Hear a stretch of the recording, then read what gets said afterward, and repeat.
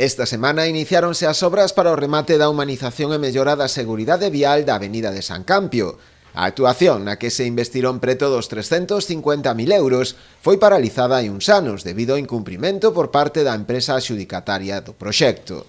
Debido ao tempo transcorrido, o organismo provincial tivo que encargar un novo proxecto técnico, no que se incluíron tamén outras melloras con respecto ao proxecto orixinal. Son as obras que levamos esperando xa un tempo moi longo, que por fin fomos capaces de que se desatascaran por fin a Deputación, que é a executora da obra, comezou, despois de adxudicarse hai uns meses o contrato, comezou as obras este mesmo luns, non? Segundo explicou o rexedor local, a actuación contribuirá a mellorar a seguridade peonil na zona mediante a construción de beirarrúas e a dotación dunha nova capa de rodaxe.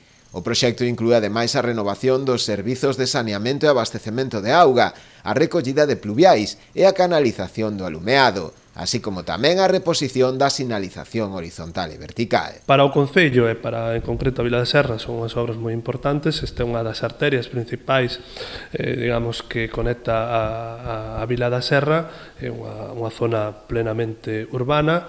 Entón, nós estamos moi contentos e satisfeitos de que esta obra dera comezo, agora estamos facendo un seguimento. Pensamos que, hai aspectos moi importantes, como todo o que ten que ver coa mellora da rede de saneamento, porque non é só unha mellora e humanización exterior, senón que tamén toda a infraestructura de saneamento pluviais vai ser cambiada, vai ser modernizada. Ese é un aspecto moi importante.